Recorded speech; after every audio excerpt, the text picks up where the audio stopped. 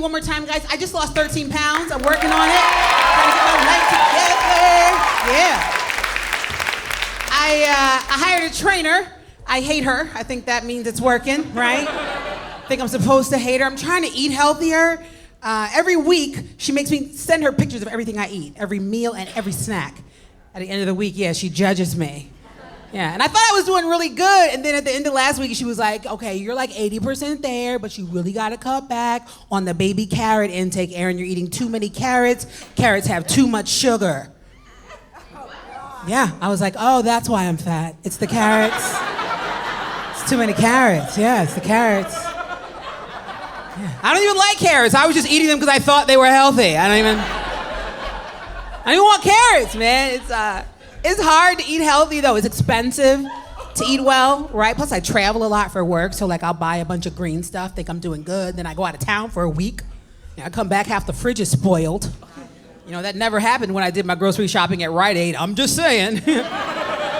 Nothing ever seemed to perish, but I was telling a friend the other day, I said, I don't think I've ever finished eating a bunch of bananas before they turn brown. Like ever, right? I love bananas. And he was like, well, Aaron, you just gotta start buying fewer bananas at a time. And I was like, I can't, because they come together in a bunch. And then he was like, yeah, but you could pull them apart and just buy what you need. And I didn't know you could do that. Yeah, my whole life I've been weighing bunches of bananas trying to find a lighter bunch if I didn't want to pay the amount on the scale.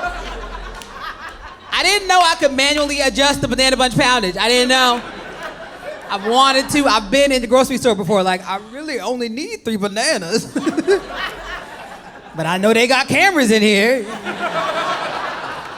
Right, like, that's not gonna be a gangster prison story, right? Like, hey, what you in for? Yo, they got me on them nanas, son.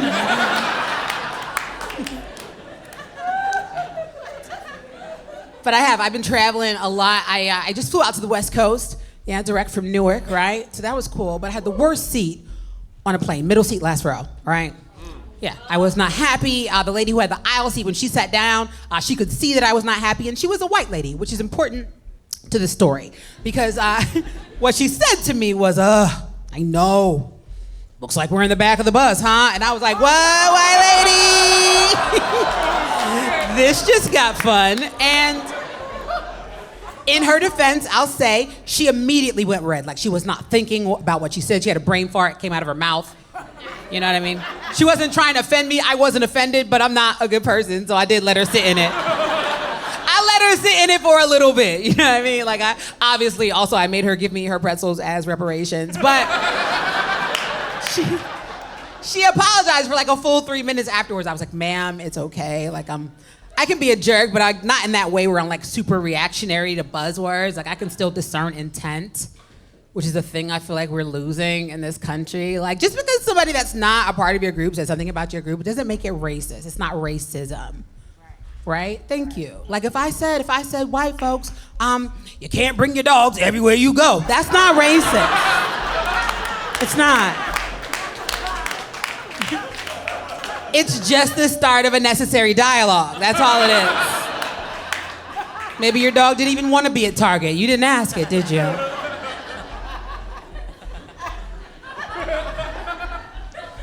Woke black folks got white folks shook. You know what I'm talking. I have this one white girlfriend who won't even use the word black to describe black people.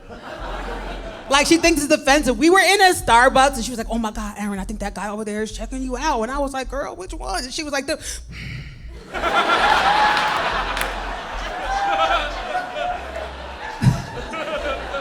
one over there, the tall one with the Timbs and the jeans and do-rag. Yes, thank you. And I was like, oh my God, the only other black person in Starbucks? Why didn't you just... If someone is checking me out, I need to know, like, really, bitch, how do you order your coffee? Like, well, I would like my coffee with no sugar and no cream.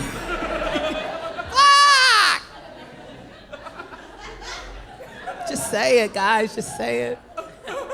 There's so many rules when it comes to race. Like, there's new rules all the time that I don't even know about. I sent an emoji in a text message to one of my girlfriends, and it was just this emoji, just the generic high five wave default emoji that comes with your phone. She called me back immediately. She's like, oh my God, Aaron, come on. You gotta start using the black emojis. Why does that matter? She was like, because if you're gonna send an emoji, Aaron, of your hand waving, it needs to look like your hand would look if you were waving. And I was like, that's ridiculous. But also I had questions. Such as, what do your palms look like? Because when I wave, it looks just like that emoji. Are you brown on both sides? Because that doesn't sound healthy. Or have you been waving backwards your entire life? Like John Cena. That's not the right way.